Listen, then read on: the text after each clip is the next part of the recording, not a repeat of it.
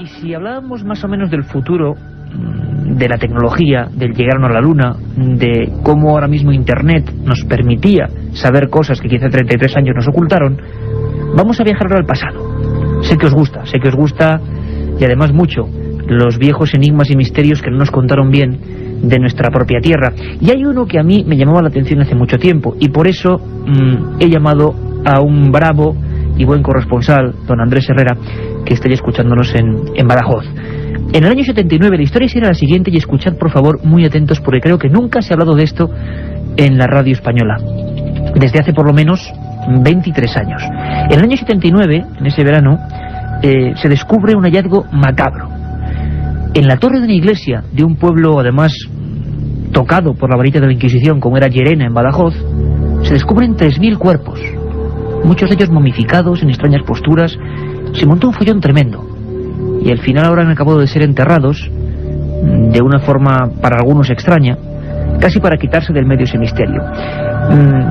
Las preguntas insidiosas de algunos investigadores, como es el caso de Andrés Herrera, han reabierto el asunto, han reabierto el caso. Queremos saber, y queremos preguntar a la gente qué hacían esos 3.000 cuerpos en la torre, en el torreón de una iglesia. Tenemos un montón de preguntas por hacer. Así que, 23 años después, algunas autoridades, digamos, provenientes de la universidad, algunos profesores, han decidido empezar a escribir dossiers y empezar a preguntar cosas que habían quedado aparentemente sin respuesta. 3.000 cuerpos, para muchos torturados, para otros emparedados, para otros momificados, rastros de una tragedia tremenda. Y no ocurre en la Luna, no ocurre en Marte, no ocurre en otros lugares lejanos, sino que ocurre en Badajoz, muy cerquita de aquí. Y para eso tenemos a Andrés Herrera, nuestro corresponsal en Badajoz, ya dispuesto. Buenas noches, Andrés Herrera. Buenas noches, Iker, y buenas noches a todos.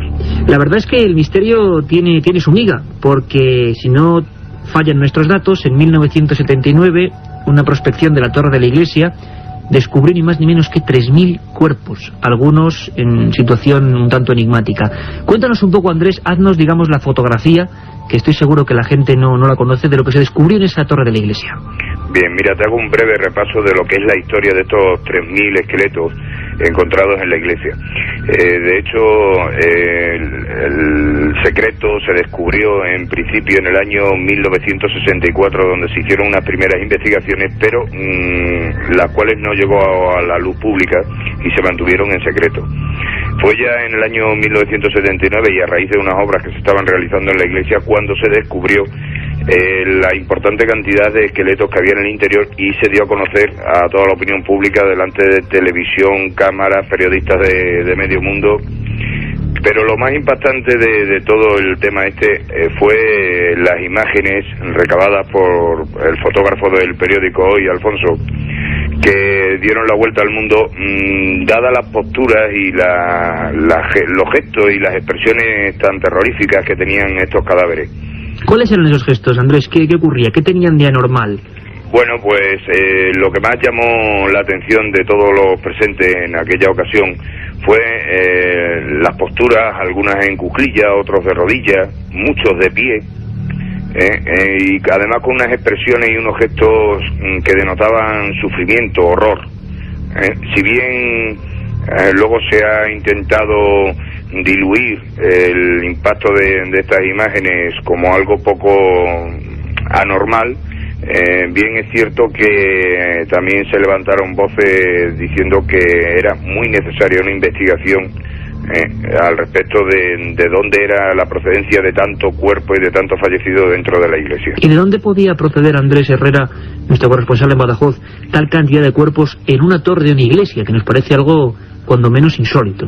Pues mira, según la opinión de Luis Garrán Villa, que es el cronista oficial de Llerena, parece ser que era normal, según él, que hubiera tantos enterramientos y que estos estuvieran dentro de la iglesia, porque era costumbre de la época, hasta bien entrado el siglo XVIII, el enterrar a la gente dentro de su parroquia. Sin embargo, hay que tener en cuenta que Llerena, aunque era una ciudad en aquel entonces, y estamos hablando de los siglos XV, XVI, XVII, era incluso sede del Tribunal de la Inquisición, en la zona, no es de recibo que tantos esqueletos se acumularan en la misma parroquia, porque Llerena no era una población con suficiente entidad como para tener tantos fallecimientos.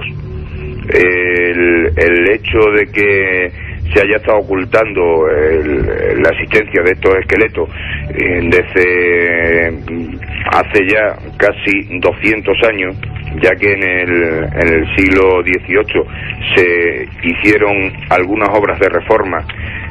La escalera que daba a esa torre se cegó y se construyó una nueva, y se dejaron los esqueletos donde estaban. También es cierto que había un pequeño apartado, un pequeño cuarto, donde se encontraban los cadáveres más impactantes, y esto no corresponde a un enterramiento normal, ya que estas personas parece ser que murieron de pie o en posturas totalmente ilógicas a la hora de una simple fosa común. Es tremendo, Andrés. Incluso ha habido voces que se han levantado desde el punto de vista de lo académico y los historiadores que aseguran que pudo haber muertes violentas e incluso emparedamientos, algo que era bastante típico, desgraciadamente, en España en aquella época.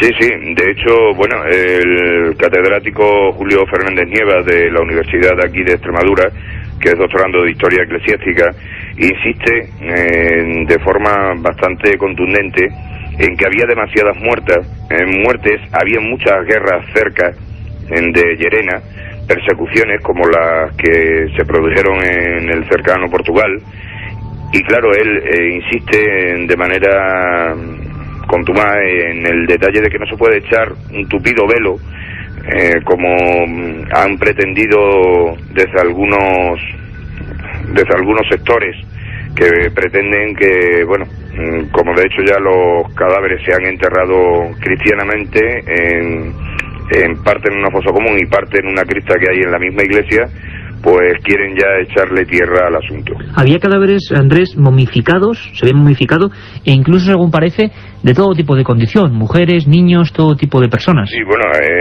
de hecho, otra de las cosas que llama poderosamente la atención, yo tengo delante algunas de las impactantes fotos que es increíble, se ven mujeres, se ven hombres, están de pie, en la parte de los torsos superiores, debido al paso del tiempo y la postura erguida que tenía, han caído al suelo y se mantienen en pie solamente las piernas. Están perfectamente momificados y sujetos pegados a la pared. Algunos aparecen recostados, otros semiacuclillados, pero lo que sí se observa es las posturas de las manos y demás, que aunque algunos científicos han atribuido al proceso de momificación, sí es cierto que eso puede ocurrir en 3 o 4, pero no en tantos esqueletos a la vez. Y más teniendo en cuenta de que estos enterramientos se han ido produciendo a lo largo del tiempo, o sea, no han sido todos de golpe. Con lo cual da indicio de que se podía estar utilizando esa iglesia, pues, para eso, para encubrir asesinatos, encubrir persecuciones, etcétera. Una historia realmente macabra, parte de la historia negra y desconocida de nuestro país, y en Llerena, al parecer, investigadores quieren reabrir el asunto. Estamos con ellos para al menos conocer algo que parece que quieren que pase de soslayo. Don Andrés Herrera, muchísimas gracias por darnos la última información de este asunto, esta pincelada sobre los sucesos de Llerena, una historia que sigue gritando, ¿no?, en esas formas macabras de las momias, y cualquier nueva noticia, cualquier nueva investigación, pues ya sabes que estos son tus micrófonos. Pues muchísimas gracias y un saludo a todos vosotros. Hasta la próxima. La otra realidad.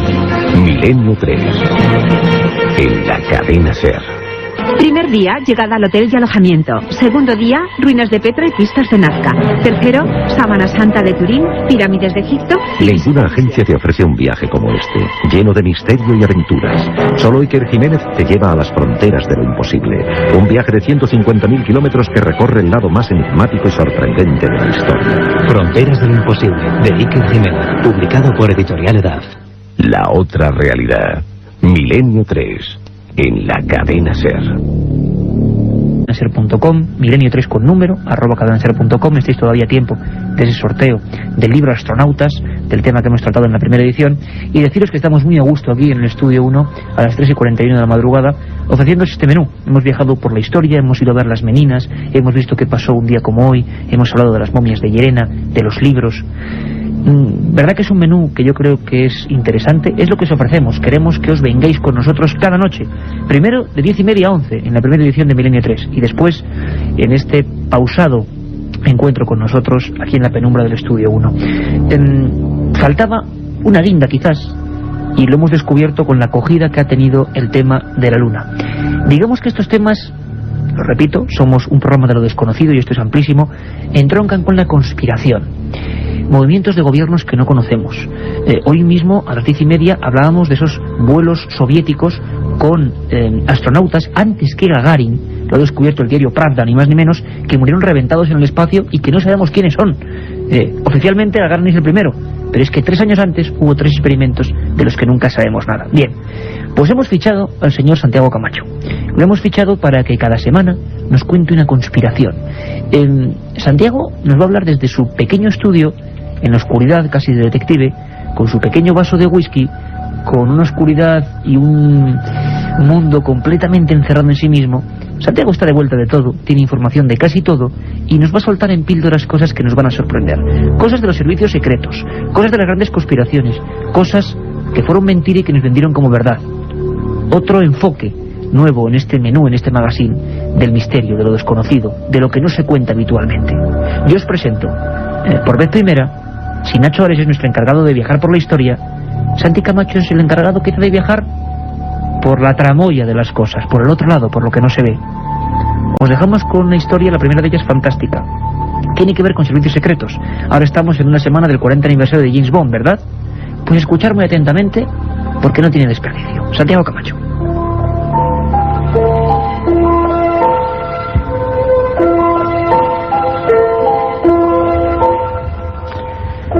A la mayoría de nosotros nos fascina el mundo de los espías, con sus claves secretas, sus cachivaches exóticos, todo aquello que hemos visto en las célebres películas de James Bond.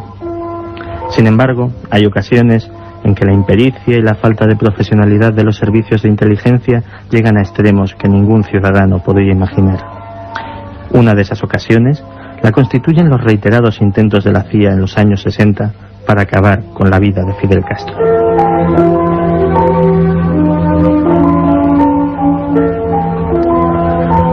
La imagen de Fidel con un habano entre los labios recorría el mundo en la década de los 60, convirtiéndose en un icono. Las mentes más plegadas de la CIA decidieron emplear esos cigarros como arma para acabar con el líder cubano. Así, se fabricaron sucesivamente cigarros envenenados, cigarros explosivos, cigarros cargados con alucinógenos, aparatos que nunca fueron empleados debido a la imposibilidad de llegar al poder de Fidel Castro.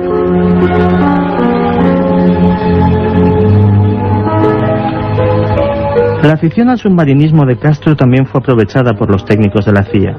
Se intentó contaminar el respirador de su traje de buceo con bacilos de la tuberculosis e incluso se especuló con la posibilidad de acabar con su vida mediante una bomba camuflada en uno de sus lugares favoritos de inmersión. La bomba tendría la forma de una ostra gigante.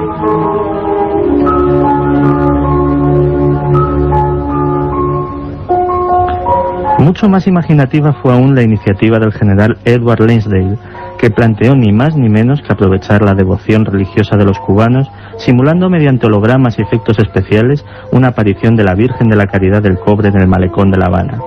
Por supuesto, la Virgen comunicaría a los atónitos fieles la necesidad de derrocar a su satánico líder.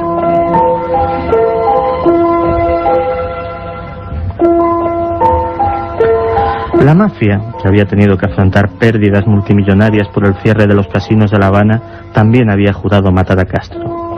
De hecho, en febrero de 1961, un sicario del sindicato estuvo a punto de triunfar donde la CIA había fracasado y en 2 ocasiones intentó envenenar a Castro, que solo se libró de la muerte, merced a su providencial buena suerte.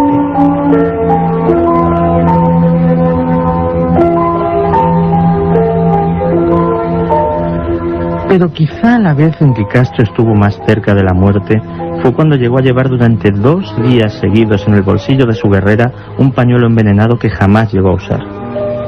Curiosamente, Todo esto sucedía al mismo tiempo que el presidente Kennedy establecía intensos contactos diplomáticos para normalizar las relaciones de Estados Unidos y Cuba.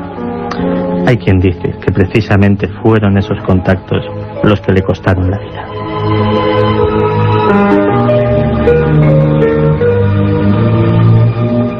La otra realidad. Milenio 3. En la cadena SER.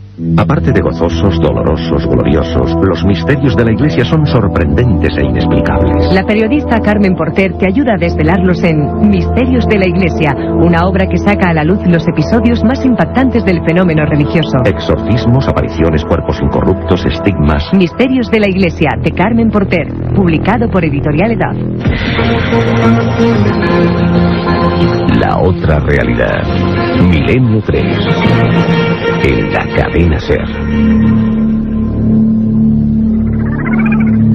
3:47 y es un momento para las noticias, para la información de lo que ha dado en sí esta semana, que ha sido como todas cargadita de noticias, digámoslo así, que no se cuentan en los medios habituales, algunas sí, y que son realmente intrigantes. Y las seleccionamos, lo hace Carmen Porter, para comentarlas a estas horas, ya prácticamente enfilando la zona final de Milenio 3.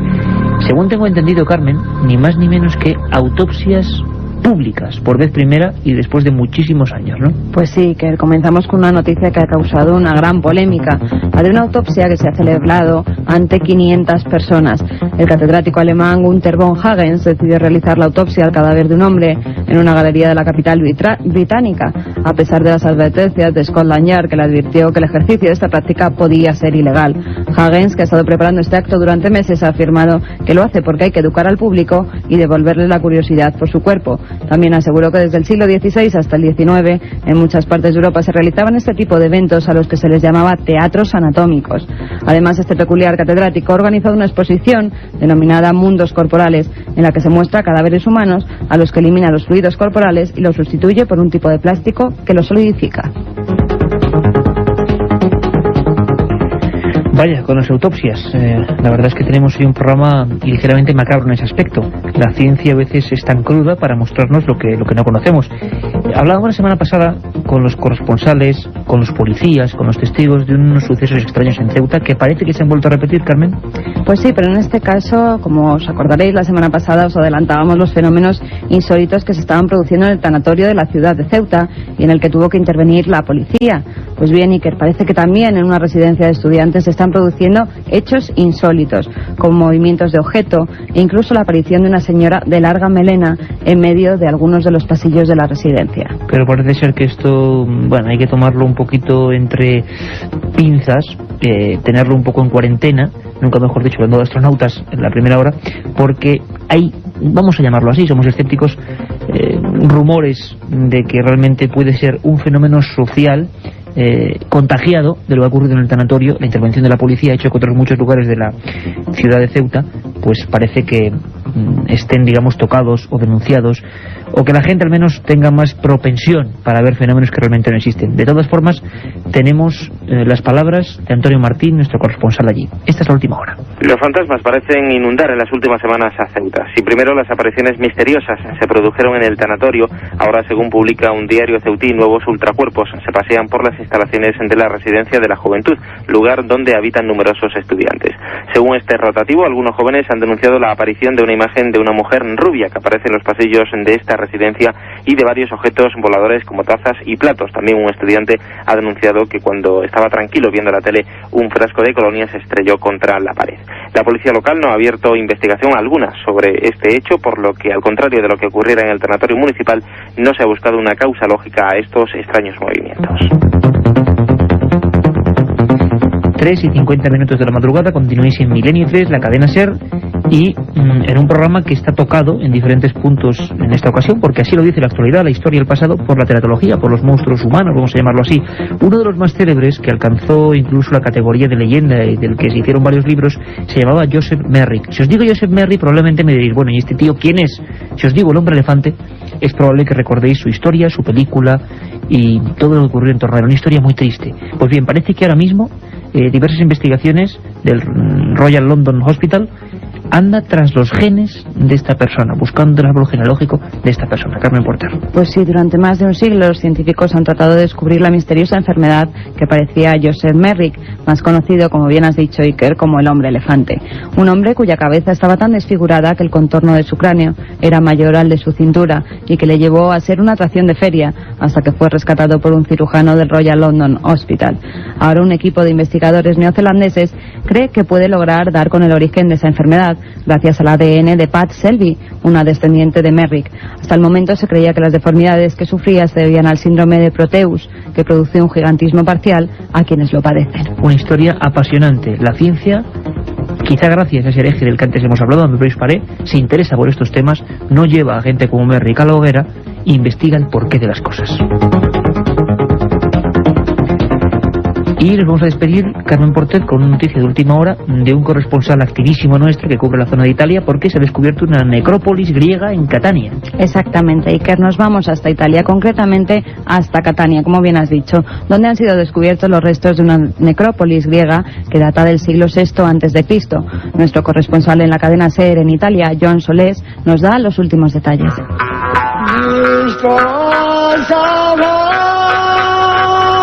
El cruce casi siempre cruento de civilizaciones en Sicilia, romana, germánica, bizantina, árabe o normanda, que dejó su huella musical como la que escuchamos, la gumbarda, scaccipensieri en italiano, rompe pensamientos literalmente, hace muy difícil la localización de nuevos restos del dominio griego en la isla. De ahí la sorpresa que ha causado la localización de una necrópolis griega del siglo VI a.C., de la época de la expansión helénica, en el subsuelo de la Universidad de Derecho de Catania. En ella se han localizado esqueletos ordenados uno al lado del otro, con las cabezas orientadas hacia levante y los pies hacia poniente, como era habitual en los entierros griegos. En la necrópolis los romanos construyeron varias salas que, descubiertas ahora más de 2000 años después, han aparecido con todo el lujo de la decoración de la época, porque estuvo protegida por una muralla que habían construido aquellos normandos que introdujeron en Sicilia el sonido y el canto del scacciapensieri. Hay que decirlo, siempre es genial, John Solés de Italia, estas crónicas que nos prepara con documentos, pequeños reportajes realmente, en este caso sobre la actualidad arqueológica. Y nos vamos a marchar con los mails, con todo lo que significan vuestras llamadas, vuestras peticiones, sugerencias. Y Carmen, esta edición primera de Milenio 3 nos hemos visto desbordados. Pues sí, desbordados de mails, sobre todo por el tema que tratábamos. ¿Llegó el hombre a la luna? ¿Pisó el hombre este satélite? Pues el 72% de los oyentes que nos han escrito creen que el hombre no llegó a la luna. El 28% dice que sí, que puede ser que pisáramos el satélite. 72 dicen que no. 72. O sea, que les ha convencido el señor Santiago Camacho y no les ha convencido que tanto el señor Rodrigo Pegui, que es el consejero y persona fuerte de la NASA en España, quizá tampoco Javier Gregorian, que le ha puesto también una pica en Flandes hablando de esa fotografía que pudo encontrar, donde había focos y había luces. Se ha montado un follón tremendo con este tema. Nunca hemos recibido tantos mails como al acabar el programa de hoy en milenio3@cadenaser.com para entrar en el sorteo de los libros y todo preguntándonos, y la gente posicionándose. 72 a favor y 28 en contra. 28 en contra. Significativo. Siempre nos preguntan por cristozología, ¿verdad, Carmen? Siempre es un tema que interesa muchísimo a la gente. Y es que además la ciencia, los animales, cada día nos están descubriendo algo nuevo. Yo me quedo fascinada cuando veo esos reportajes que se emiten en Discovery Channel o en National Geographic. El otro día sobre los peces del abismo. Yo me quedaba, yo decía, madre mía, son extraterrestres, pero en la tierra, lo que es en el mar. Pero de verdad, eso sí que son extraterrestres y no los que imaginamos nosotros, verdes y con antenitas. No, mucho más terribles. Veíamos las imágenes de, fijaos el nombre, un Vampiroteutis infernalis, una especie de calamar que puede alcanzar los 6 metros, muy voraz, con dientes, que medio ciego, con unas orejas que se inflan y se convierten en una esfera de pinchos. Increíble, o sea, increíble. Pues bueno, desde hace unos años está pasando algo en la zona de Llanes, del Huarca, en una zona de Asturias que es una fosa abisal, donde estuvimos con mucho mareo, pero informando para vosotros en busca del calamar gigante. Y no solo calamares gigantes, sino con una auténtica serpiente marina. También llamaban locos a los marinos que hablaban de serpientes marinas. Bueno, una de 4,2 metros y otra de 7 metros, de la que no ha informado apenas la prensa. Impresionante. Vemos las imágenes que tenemos aquí de varios trabajadores cogiéndola, una especie de boca semidentada con dientes como lisos, dos barbas que parecen de verdad las barbas del demonio, rojizas, rojo sangre, una especie de aleta, y eso moviéndose como una serpiente y metiéndose hacia un río. Increíble, ¿qué está pasando en nuestros suelos marinos? Cada vez especies más extrañas, y en esa zona concreta. Para hablar de todo ello tiene que haber pues un maestro apasionado con estos temas. Nuestro amigo Luis Laría, director del CEPESMA, la coordinadora para el estudio y protección de las especies marinas, que tiene esa aula del mar, eso sí que es ciencia y exploración, donde están el mayor número de calamares gigantes del mundo expuestos. Tenéis que ir allí, a Luarca, a verla. Vamos a saludarle porque tiene toda la información de este último hallazgo monstruoso. Luis Daría, compañero, amigo, buenas noches. Muy buenas noches, Iker, buenas noches. Luis, ¿qué ha pasado en los últimos días? El hallazgo, yo no sé si llamarlo varamiento, en qué zona llegó, cómo se capturó exactamente, de una especie de pez de aspecto plano, para los que no entendemos de esto, de un aspecto muy extraño, un pez de alta profundidad, ¿no? Bueno, realmente son peces singulares que no suelen habitar el Cantábrico asiduamente, sino que son más típicos de la zona del Mar del Norte, digamos que toda la zona del Báltico, incluso, bueno, pues un poco por las zonas de las Feroe, de toda esa vertical. Aquí son muy esporádicas las presencias de estos ejemplares, que pueden llegar en algunas ocasiones.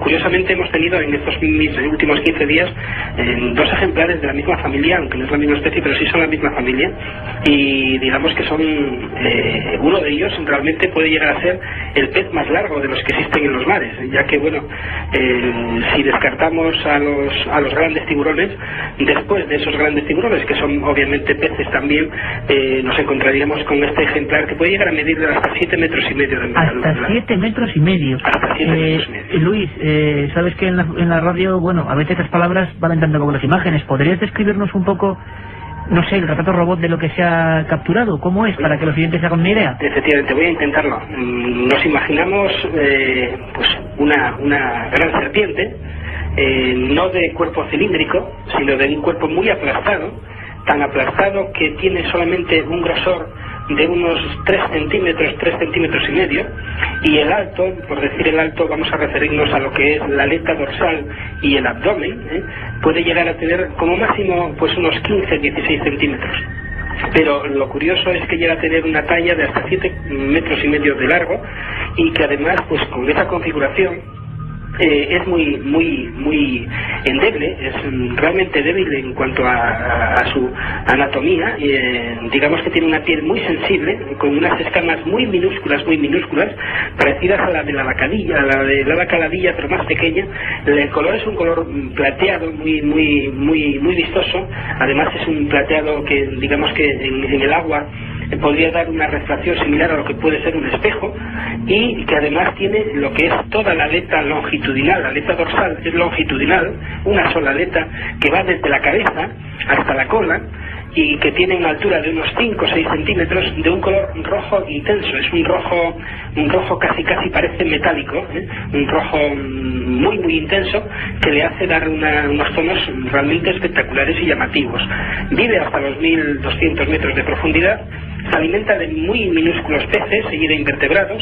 Generalmente no suele ser un gran divagante, no suele moverse mucho en los mares, debido precisamente a esa particularidad, que carece de unas aletas fuertes y robustas, que son las típicas de los grandes especies trasladoras, de aquellas especies que tienen migración.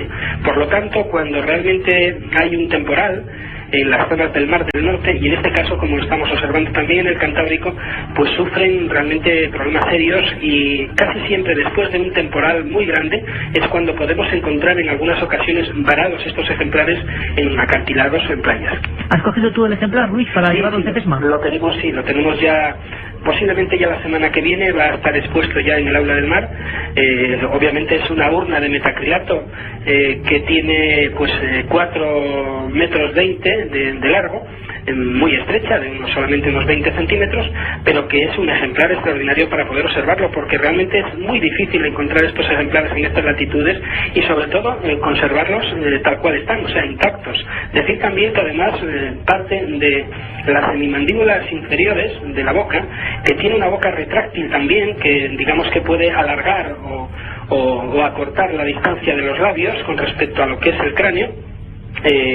Tiene también en lo que son las dos semimandíbulas inferiores unos filamentos bastante largos, también de un color muy rojizo, que semejan unas barbas extraordinariamente largas que pueden llegar a medir pues perfectamente también los 80 o 90 centímetros. Yo veo esto, Luis, sin saber, y me imagino que en determinados ambientes, en determinados lugares, aquí tenemos una auténtica serpiente marina, un animal de casi de leyenda. Si vemos un animal de 7 metros de este aspecto que tú nos cuentas, ¿qué podían pensar, no sé, en otra época? Efectivamente, es que además tenemos que darnos cuenta que la forma de natación que tiene es totalmente distinta a cualquier otra especie que conocemos. Posiblemente la más parecida sería la del congrio, pero ni mucho menos se acerca a la singularidad de ese serpenteo tan acentuado que hace, porque es igual que ver una serpiente moviéndose en tierra, y que realmente, bueno, pues está única y exclusivamente supeditado a la acción de la natación por la configuración total de su cuerpo, ¿no?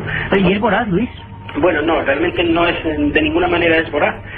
Posiblemente, como dije antes, es un ser que tiene una anatomía bastante endeble, bastante débil, y que precisamente por eso se alimenta pues de pequeños invertebrados, minúsculos peces en algunas ocasiones, y que además pues no es voraz. ¿Por qué sabemos que un ejemplar es voraz o no es voraz? Pues precisamente por las poderosas o no poderosas mandíbulas, que además, bueno, pues pueden estar acompañadas de extraordinarios dientes o no. En este caso las dentaduras son escuetas, mínimas y casi inapercibibles. Luis, ¿dónde podrá ver la gente este ejemplar junto con todas las maravillas que esté recopilando? Bueno, pues este ejemplar y el otro espécimen, que también es de la misma familia, pero que es una especie distinta, pueden ser observadas en el Aula del Mar en Luarca, que tenemos abierto todos los días del año, y que, bueno, que yo pues me gustaría invitar a todos aquellos muchos oyentes que te están escuchando continuamente, pues que realmente pues que puedan visitarnos y que conozcan no solamente la mayor exposición de calamares gigantes del mundo, sino algunas singularidades extraordinarias de nuestros fondos marinos, con ejemplares que viven hasta los 4.000 metros de profundidad o incluso más, y que realmente es triste que nos pasen desapercibidos, porque hay informaciones inéditas que algunas veces yo creo que las leyendas, Julio Verne y muchos otros fantásticos escritores nos quisieron transmitir, pero que incluso se quedaron cortos realmente en lo que era, digamos, que la mitología y la leyenda. Qué apasionante, Luis, de verdad. Ojalá podamos hacer incluso, haremos ese programa, y ojalá podamos hacer alguno, compañero, desde la propia Aula del Mar para toda España, que sería una auténtica gozada. Un abrazo muy fuerte aquí desde Madrid. Un abrazo. Gracias, Luis. Muchas gracias. La otra realidad. Fenómenos extraños. Misterios sin resolver. Milenio 3. En la SER.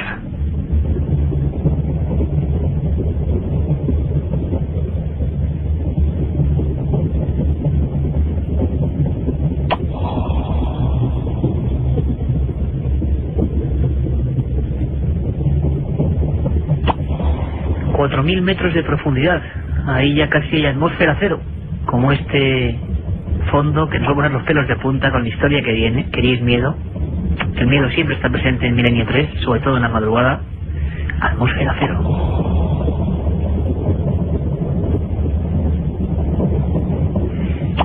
Y hemos hablado antes de sombras. Vamos a hacerlo...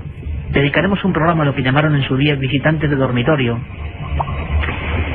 La moderna psiquiatría habla de visión hipnagógica y visión hipnopómpica. Quizá eso explique lo que vamos a contar ahora. Si hemos tratado de psiquiatría por estos términos, veremos que dicen los expertos del cerebro, la ciencia auténtica, que a veces quedan últimas imágenes remanentes del sueño. Lo angustioso es que casi siempre esa imagen es a los pies de la cama y es una cara que se acerca. Quizá esté ahí el misterio de los visitantes del dormitorio, no lo sabemos, pero en Chile está pasando algo extraño.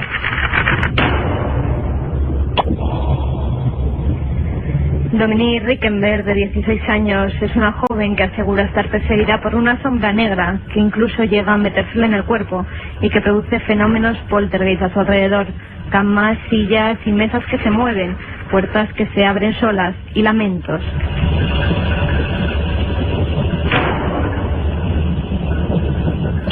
La joven declaró: viendo la tele se nos ha hundido la cama, es como si alguien se sentara y se fuera. También he observado a gente caminando por la casa. hemos rezado oraciones de la Biblia y además vino el párroco de Peñaflor a bendecirnos, pero no podemos estar en paz.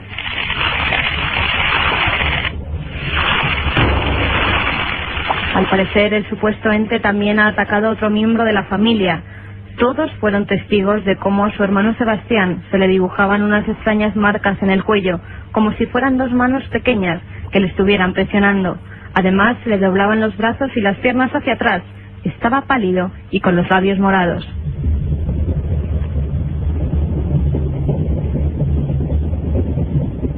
Pocos días después de este suceso, Dominique entró en estado de trance y comenzó a escribir una nota que decía que el supuesto espíritu era Fabián, un niño de 7 años que había sido maltratado.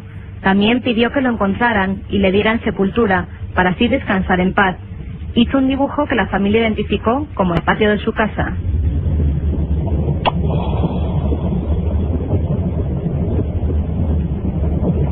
Tras cavar en el lugar señalado, encontraron huesos, ropa, bolsas de sal y leche y un par de zapatos de niño. Los vecinos aseguran que en ese terreno, hace unos 30 años, vivía un matrimonio con su hijo y que este pudo haber sido asesinado a golpes y enterrado en el lugar.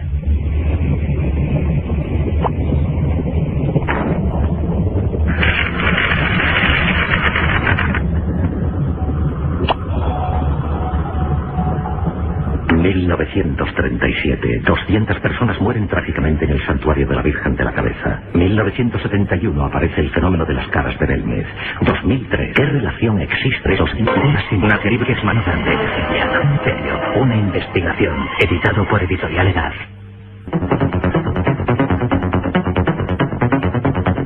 No me compongas estas cosas, Carlos. Atmósfera cero. Parecía que estaba hecho para este caso chileno. Menudo caso, unos zapatos de niño, unos huesos. Estamos recibiendo 7640, palabra milenio. Es alucinante esta vía de contacto, porque en muchos casos, diferentes puntos de España, intentad, procurad, por favor, amigos, que los escribís ahí, poner, firmar. Nos interesa mucho el nombre y el lugar, porque estamos viendo que cuánta gente en la soledad de su alcoba ha vivido experiencias científicas, psiquiátricas, reales, paranormales, eso ya habrá que verlo, de este tipo. Desde luego este caso merece mucho la pena. Hay que hablar con Cristian Rifo inmediatamente, Carmen, pero hay que seguir esta historia en Chile, en nuestro corresponsal, porque es impactante. Damos un rápido repaso y seguimos con más historias. Milenio 3 es así, amigos. Vamos de la ciencia, la criptozoología, y de repente se nos queda el alma un poco fría con historias que están pasando ahora mismo. Nombres, apellidos, datos en Peñaflor, Chile. Una sombra extraña, un niño maltratado, un patio. Pues a ese 7640, ya sabéis la palabra clave milenio espacio y lo que vosotros queráis. El coste de la llamada es de 0,60 céntimos. Y hasta ahí nos ha llegado un mensaje de Sergio Nalda desde Málaga. Nos dice: el mar cada día nos demuestra que es nuestro gran desconocido. Mucho mirar arriba y tenemos el misterio abajo. Desde luego, magnífica frase. Otro amigo que nos dice: he sido guía turístico en Limpia, Santander, durante 2 años, y decirte al Cristo que es una muy excelente talla, con un buen juego de luces causante de los efectos especiales. Pues muy interesante. Nos gustaría incluso, si hacemos ese programa de Cristos misteriosos, como tenemos tu teléfono que queda siempre impreso, digámoslo así, en nuestra pantalla de ordenador, pues bueno, estar en contacto contigo, siempre con todas las ópticas, nunca mejor dicho. En torno a la criogenización, muchas opiniones. Si la naturaleza nos ha hecho mortales, ¿por qué retarla?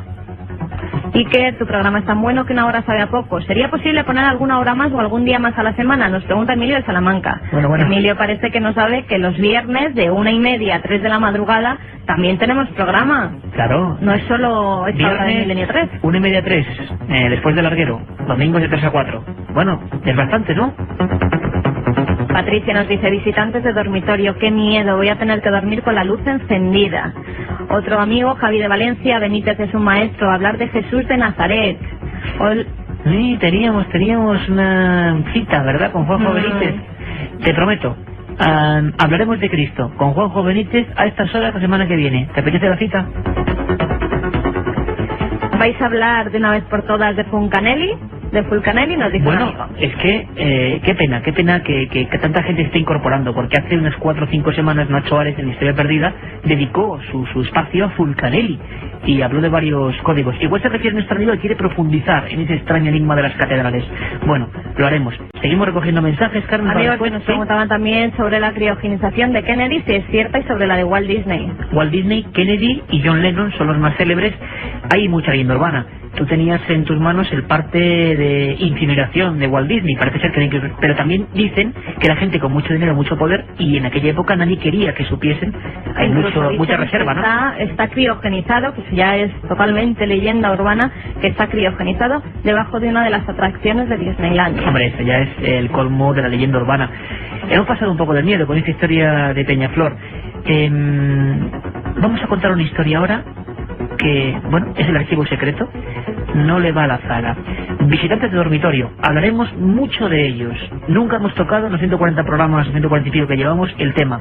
En Estados Unidos, gracias a Whitley Strieber y Bud Hawkins, sobre todo, escritores de cierto éxito, que cuentan experiencias personales, se empieza a poner de moda en los 80, la visión en mitad de la habitación, completamente a solas, de alguien que te mira fijamente. Alguien que está ahí porque te está mirando, y tú te despiertas y lo ves.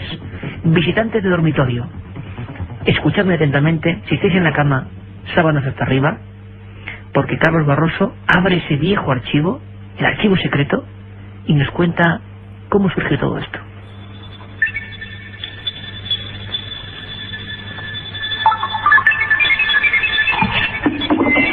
El contacto de personas con supuestos seres venidos del espacio ha sido asunto de discusión e investigación desde hace décadas. Según los expertos del tema OVNI, los primeros encuentros se producían en zonas apartadas, aunque en los últimos años está sonando cada vez con más insistencia la posibilidad de que los extraterrestres estén entrando en nuestras casas e incluso en nuestros dormitorios.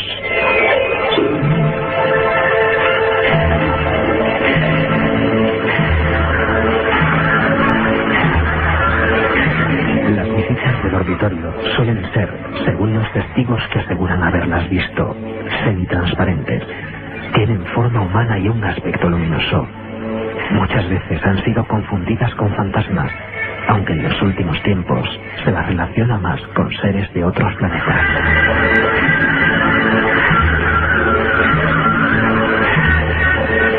Estas visitas suelen ir ligadas a las llamadas abducciones, en las que supuestamente una persona es utilizada por los extraterrestres en pruebas y experimentos. Muchas de las presuntas víctimas descubren implantes, cicatrices o marcas en sus cuerpos. Algunos testigos directos aseguran que los seres realizan un seguimiento periódico e incluso, dicen, pueden oír un extraño zumbido en la nuca cuando regresan los supuestos alienígenas.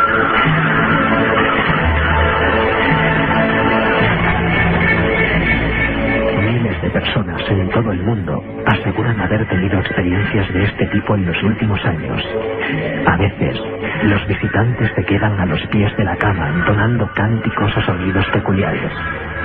A veces, transmiten algún mensaje y otras llegan más lejos. Hay quienes aseguran haber descubierto a su lado a estas inquietantes figuras en la misma cama y bajo las mismas sábanas.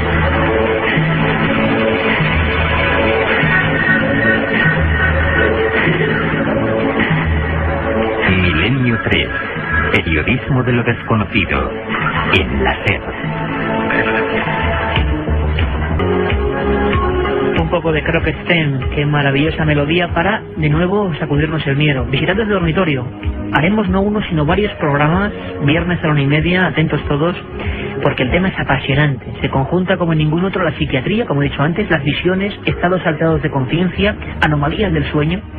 Qué cantidad de enigmas nos quedan por tocar, ¿verdad? Los sueños, ahí es nada. Hablaremos de qué tipo de figuras se ven. Os recordaré alguna historia que a mí me puso los pelos de punta. Por ejemplo, año 90 en Madrid, yo hacía un programa de radio en aquella época en emisoras pequeñísimas, piratas, lo hacía con un buen amigo, Lorenzo Fernández, y recibimos diversas llamadas, creo que 9 en total, de personas sin conocerse entre ellas, sin ningún vínculo, en diferentes puntos de Madrid, que habían visto lo mismo la misma noche. ¿Sabéis qué era? Una figura como una especie de ensabanado que flotaba y con un brazo extendido. ¿Cómo es posible que esa gente acertase a la vez y nos llamase a la radio? Sorprendente, Carmen, en la vía de contacto un montón de mensajes ya. Pues sí, porque al parecer son muchas las personas que han tenido esas visitas de dormitorio. Por ejemplo, Aura de Guadalajara, nos decía: mi abuela y su hermana veían 2 niños a los pies de sus camas. Su madre nunca encontró nada. Esto sucedió en un pueblo de León. Después Jesús María López desde Cádiz nos decía: Iker, me has acongojado ya. Cuando vi el SMS voy a escucharos con los ojos cerrados. Temo ver una sombra a los pies de mi cama. Bueno, pero nunca dejes de tener el dial y el altavoz puesto en la cadena SER. Yo tuve una visita de dormitorio, era mi abuelo y vino a despedirse, ya que de mí no pudo. Iker no estaba dormido, estaba trabajando en el ordenador. Yo lo creo. Mira, es que se nos erizan los cabellos porque sabemos que tocamos un tema muy sensible. ¿Cuánta gente? Yo creo que estaría la balanza más a favor que en contra. No ha tenido este tipo de visiones y relativos a familiares. En algunos casos se interpreta como una despedida, es una sensación que no da terror, sino que da una gran paz. Y sin embargo hay otros casos que tienen estos visitantes de dormitorio clásicos a los pies de la cama, que son como nocivos, por lo menos nos generan un terrible temor, ¿no? Bueno, haremos ese programa, prometido. Marta nos dice: yo tuve un visitante de dormitorio, nunca lo conté porque no sé qué pensar. Fue en la casa donde vivía mi abuela, en una aldea de Pontevedra. ¿Son negativos? Bueno, yo creo que nadie nos va a hacer ningún daño, eso dejarlo por supuesto bien claro. Que no sabemos a qué nos estamos enfrentando, si son resortes de nuestro cerebro, si parten de nuestro propio coco, ese coco maravilloso, increíble, ahí envuelto en hueso, donde duermen gran parte de los enigmas. No hay que tener miedo, claro, impresiona. La psiquiatría nos dice: visión hipnagógica, es que es la última diapositiva, fotograma del sueño, y suele ser una cara que se va aproximando en mitad de la oscuridad. Hombre, claro, señores psiquiatras, pues eso da mucho miedo, por mucho que tenga nombre tan rimbombante. Por lo tanto, son temas inquietantes.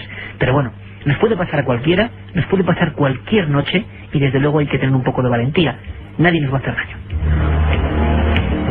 Nos dice otro mensaje: soy Carmen de Camas. A mí se me apareció enfrente de mi cama una niña de unos 14 años. Madre mía. Y estaba llena de luz. Me quedé congelada y sin habla. Pues no me extraña. Tenemos los teléfonos de toda esa gente, ¿no? Sí. Yo sé que muchos no vais a querer contarlo, pero sé que poco a poco estamos creando algo, y os lo digo con absoluta convicción. El equipo que estamos aquí, Carlos, Katia, Carlos Nicolás, Carmen, este que os habla, los amigos, José Manuel García Bautista, Mariano Urreste de Santander, Gonzalo Pérez Arro de Extremadura, Francisco Contreras de Valencia y de Madrid, todos los amigos estamos creando algo que es una red de información, y que estamos perdiendo la vergüenza, y que estas cosas se pueden contar, que no tenemos nada que ver con el bochorno de la televisión. Vamos a intentar poner en contacto con muchos de vosotros, los que nos escribís a 740, porque creo que hay programas muy interesantes, uno sobre el fenómeno y otro directamente aquí con vuestra experiencia.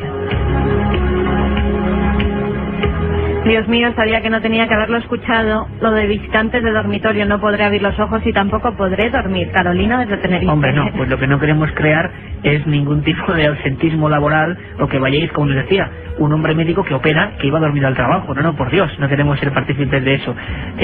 Gaby de Almería también nos decía que ha recibido una de esas visitas de visitantes de dormitorio. Increíble, y ha visto un ser con el brazo extendido.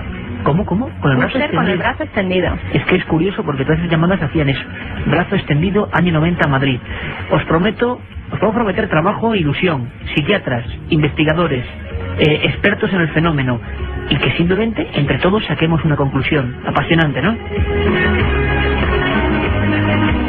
¿Cómo apasionante es lo que ha pasado, Carmen, con la Sábana Santa? Sigue dándonos que hablar, esa gran reliquia. Pasamos de un tema inquietante, un tema que da mucho miedo, a un tema que a mucha gente nos genera, pues bueno, un halo de paz, ¿no? De sentimiento, de tranquilidad. La Sábana Santa sigue presente, y al parecer hay nuevas pruebas sobre ella. Hemos hablado en alguna ocasión, pero mucha gente nos ha pedido más información. ¿Qué ha pasado, Carmen? Y está además bien que la ciencia se interese por este tipo de reliquias, porque así lograremos saber la verdad. El equipo del Centro de Investigación de Entomología radiografiará por primera vez el pañolón de Oviedo, con el que supuestamente, ya sabéis, fue tapado el rostro de Jesucristo tras bajarle de la cruz. Pero toda la información nos la trae nuestra compañera de Radio Valencia, Ana Palens. El estudio pretende aportar nuevos datos para continuar las investigaciones sobre el lienzo que le fue colocado a Jesús en el rostro cuando descendió de la cruz. Sobre él quedaron impresas las manchas de la sangre que brotaba de las heridas provocadas por la corona de espinas. Ahora se pretende realizar una radiografía del sudario con una técnica de rayos X de muy poca penetración en el tejido y que hasta ahora no se ha practicado sobre el sudario, que mide aproximadamente 80 por 70 centímetros. Primero será radiografiada en una sola pieza, luego se pasará a formato digital. El estudio pretende determinar los cambios de densidad sobre el tejido y se centrará especialmente en las manchas de sangre. La radiografía que se realizará sobre el santo sudario podría abrir nuevas líneas de investigación sobre las marcas de unas monedas que aparecen en la zona de los ojos y sobre los restos de la sangre y vinagre de la boca. El santo sudario se encuentra en Oviedo, donde se cree que llegó a la catedral durante los años de la invasión musulmana procedente del aseo de Toledo. Todavía no se ha establecido la fecha en la que el equipo valenciano se desplazará hacia esa ciudad para realizar el estudio, pero se baraja la próxima primavera. El objetivo: abrir nuevas líneas de investigación, ya que los análisis practicados hasta la fecha demuestran que la sábana santa de Turín y el santo sudario pertenecen a la misma persona.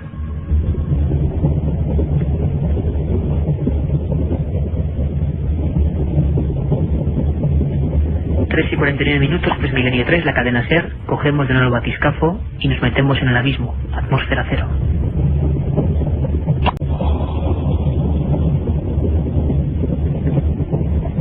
He hablado de la sábana santa y por supuesto el santo sudario de Oviedo como complemento, dicen, a nivel sanguíneo, a nivel incluso morfológico, como la pieza que le falta a esa gran reliquia. Pero en los teletipos llegan noticias inquietantes. De otro nivel, pero casi tan inquietantes como el caso de Chile, que nos ha dejado alucinados. Sigo teniendo la imagen de esos zapatos de niños, los huesos, y esa cantidad de mensajes de nuestros amigos que dicen que también han sufrido experiencias y que muchos no quieren contarlas. Parece ser, agarrados también, que crece de una forma alarmante, según varios medios periodísticos y oficiales, entre los jóvenes británicos, el culto al vampirismo. Al parecer, Iker, en los últimos meses ha crecido de forma increíble el culto al vampirismo, llegando a crearse en muchas ciudades de Gran Bretaña sociedades de vampiros que se reúnen semanalmente para representar escenas de sus películas favoritas, como Underworld. Según la doctora Glenys Byron de la Universidad de Stirling, que imparte clases de imaginación gótica, asegura que no cree que el público en general sea consciente del grado de penetración que tiene el vampirismo en nuestra cultura.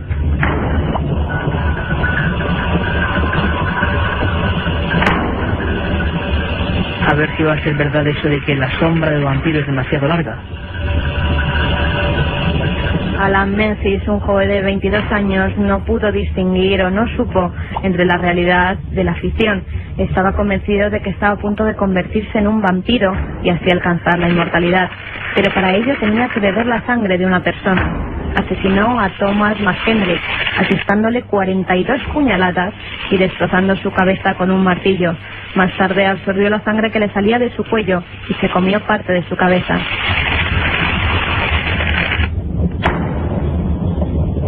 El asesino dejó escrito en su diario: elegí convertirme en vampiro, viví el horror, tomé su sangre y la hice mía. Por su parte, el psicólogo forense Ian Stephen aseguró que este tipo de obsesiones es muy difícil de detectar. Hay muchos adolescentes que se obsesionan con esta cultura y a sus padres les resulta imposible percibir esta transformación. El vampirismo tiene que ver con el poder y el dominio, y la sangre es el vínculo de la energía y la inmortalidad.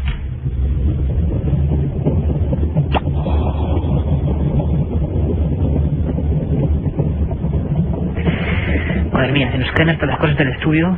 Pido disculpas porque nos ponemos hasta nerviosos con historias como esta, que es la frontera entre el misterio y la criminología. Recordéis que hace 3-4 semanas hicimos un especial sobre biografías del misterio.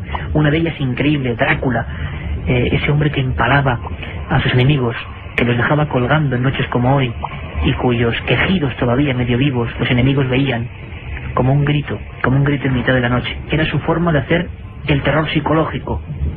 Su castillo de Sigisoara envuelto de miles de empalados. ¿Os imagináis la escena? Sin embargo, nunca hemos hablado del vampirismo en sí. Hablamos de esa figura histórica, pero no del vampirismo, y lo haremos. Sabéis que tenemos casos en España, casos como el conde Struck, mucho antes que el conde Drácula, una especie de vampiro, una especie de noble vampiro en la Cataluña profunda del siglo XII, el Conde Estruc. ¿Qué me decís de Enriqueta Martí Ripolles, la vampira de Barcelona? Su misión, hacer extraños ungüentos con huesos de niños, pócimas con su sangre, año 1912. ABC le dedicó varias portadas. La Vanguardia, 3 meses de investigación. 9 niños muertos encontrados en la casa de esta mendiga. Mendiga de día y persona rica de noche. Joyas, vestidos. Vendía su mercancía ante la amplia y alta burguesía catalana de aquella época. Fue despedazada por las propias presas de la cárcel de la calle Amalia de Barcelona. Febrero 1912. La vampira de Barcelona.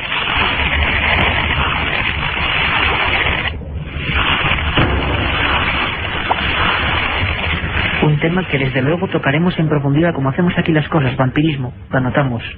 Y ahora, de nuevo, con todos vuestros mensajes. Sabéis que hay, yo creo que una cosa interesante, ese CD, 100 programas de Milenio 3, y sobre todo, la información que nos dais, el futuro de programas, quizá, espero, no tan tétricos como este.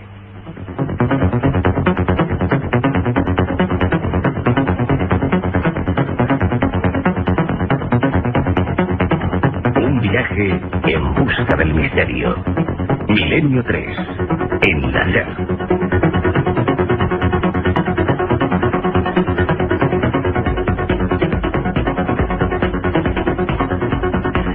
Carlos, madre mía, menudas dos historias. Menos mal que ha habido ciencia, ha habido investigación, ha habido reliquias, pero caramba, los vampiros y sobre todo el caso del niño de Chile, hay que llamar a Cristian Rifo urgente, ¿eh? Pues la verdad es que sí, es que la actualidad es la que marca muchas veces nuestro programa. Y ha habido muchos mensajes. Por eso hemos quedado, por ejemplo, sin biblioteca, no os olvidéis, teníamos 2 libros muy importantes y uno sobre vampiros. Sí, uno de ellos. De Ángel Gordon. Era, efectivamente, era el libro de los vampiros, tratados de upirología. Bueno, uno de los primeros, el primer libro en realidad, dossier de vampiros. Semana que viene, sí. Perfecto, semana que viene 2 recomendaciones bibliográficas como siempre. Pues fíjate, en torno a los visitantes de dormitorio ha sido mucha la gente que nos escribe, que conoce a gente que ha tenido esas experiencias o ellos mismos. Esteban desde Sevilla nos decía, mi novia tuvo a un señor con barba media hora en su habitación. Ángel desde Fiesta, y que era mi madre se le aparecía a mi abuela porque le hizo una promesa y hasta que no la cumplió no se fue. Hay cantidad de casos de este tipo. Además, muchas veces yo diferenciaría en 2 líneas.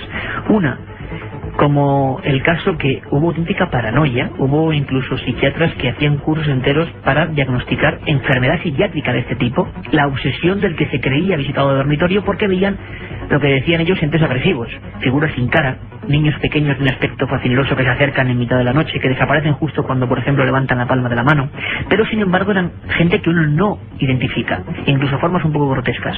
Por el contrario, nos encontramos con otro tipo de visitas, con otro sentido quizás, en la que el que está en la cama, el que está en un cuarto, en plena oscuridad, observa a alguien que le es conocido, casi siempre un familiar.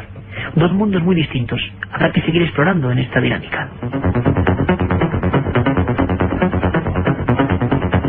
Vamos a ver, a mí me visitó no sé el qué, pero iba conduciendo una noche fría en la que aquel día no había descansado y justo antes de salirme me despertó. Bueno, puede ser, desde luego, claro que sí, siempre siendo justos y honestos con el rigor científico, que posiblemente entremos nosotros en estados de cansancio y en esos estados de vigilia dicen que lo que es la frontera del sueño y la frontera del despertar, ahí ocurren una serie de movimientos oculares no muy bien controlados, movimientos REM que les llaman los expertos, y que pueden pasar ciertas cosas. En el fondo, yo que creo que conocemos muy poco, pero parece ser que hay una explicación natural para casos como estos. Silvia nos dice, a mí me pasó, pero yo vi a mi lado una figura como si estuviera cubierta con una sábana y ahora tengo miedo de volverlo a ver. Bueno, quitemos el miedo, porque desde luego yo creo que esto nos puede pasar a cualquiera, son fenómenos naturales, a veces tienen que ver con un lugar donde uno estuvo, que hay un pasado luctuoso, pero es muy curioso, y lo hablábamos hace poco, Carmen, yo me preguntaba, ¿por qué los fantasmas? Un día hablaremos de fantasmas, parece mentira, Carmen, 140 y pico programas, y no hemos hablado todavía de fantasmas con todo lo que hay que... Fantasmas fantasmales, no terrenales. No, de carne y hueso, que eso hay muchos. Sí, estamos rodeados. Pero, ¿por qué aparecen las figuras de fotografías en la antigüedad de un ser con sábanas blancas? Parece absurdo que alguien vaya con sábanas blancas. Yo me quedé alucinado hablando con un antropólogo, claro, es la mortaja. Es el traje mortuorio más antiguo, de sábana blanca. No hay que inquietarse porque ha pasado en todas las culturas en todos los siglos a todo tipo de personas. Aunque es fácil decirlo de boquilla, claro. Miriam desde León nos dice: 5 personas vimos un espectro a las 4 de la mañana. Fueron 2 días seguidos, misma hora, mismo sitio. Sería interesante ver si era un lugar ajeno, es decir, un lugar en el exterior, no en su casa, y que nos informen, que nos den más datos. Queremos investigar esos casos en los que vosotros sois los protagonistas, y sabéis que vamos a hacerlo con rigor, con seriedad, exponiendo los datos, acercándonos más que nadie, bueno, quizá aparte de la verdad. José de Madrid: mi cuñada ha visto varias veces sombras, le han ocurrido varias cosas, 2 o 3 sombras moviéndose por la cama y muchas más cosas. Claro, ¿cuándo distinguimos aquí lo que es ficción, lo que es nuestra propia ficción inconsciente, lo que es problemas de nuestra propia cabeza? Porque son millones de cositas interconectadas, de cables.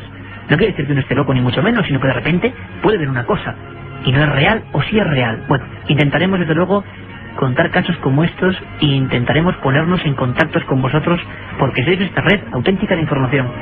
También muchos mensajes en torno a la criogenización y lo mismo, 50% que creen, más o menos. ¿Es la cosa 50-50? Que se congelarían y que no, madre mía. Vamos a ver los ganadores de esos 3 CDs con los 100 programas de Milenio 3. Son Óscar de San Sebastián, que nos decía: yo me criogenizo si me aseguran que vuelvo. John de Cáceres: yo vi una sombra negra en la esquina de mi dormitorio. Y Adriana desde Lugo: la muerte llega cuando tiene que llegar. Bueno, teorías para todos los gustos. Hablamos. ¿Sabes lo que nos preguntaban? Dime. Que preguntábamos al Código Secreto de la Biblia si venía que la futura reina de España es la que se anunciaba. No, pero preguntaron, ¿te acuerdas? Y está grabada una cadena SER, fecha, y puso 2004. ¿Sí? Bueno, casualidad. ¿O no casualidad? Bueno, también desde aquí felicitar a nuestro príncipe y, como no, ¿sí?, a una compañera periodista. ¿Sí? A una colega, claro que sí. Pues suerte. Leticia Ortiz. Claro que sí. Suerte para todos y nos vemos, nos escuchamos, mejor dicho, el viernes. Un abrazo.